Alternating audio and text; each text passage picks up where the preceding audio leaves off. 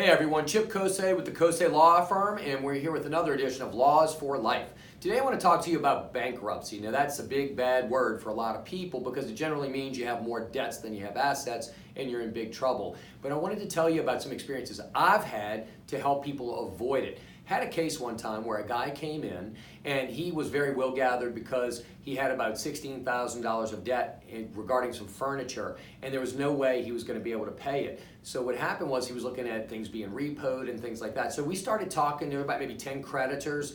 I started calling all the creditors, and what I did was I had my client gather up as much money as he could. He could gather maybe about $10,000.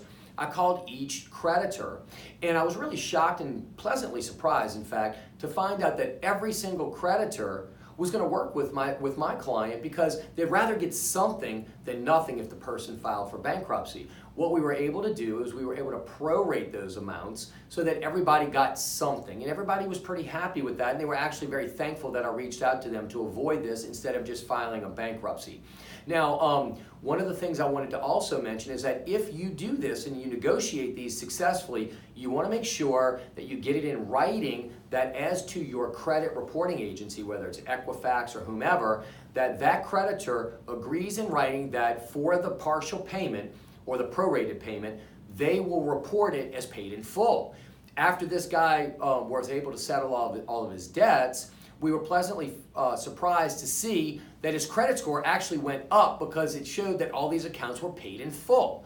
That actually helped him get back on his feet faster and get back to his regular life. Now, I wanted to add one other twist to this because if you have a pending personal injury lawsuit, bankruptcy can be very difficult. I know sometimes people get so injured where they can't work, they fall behind on their bills, and they contemplate this.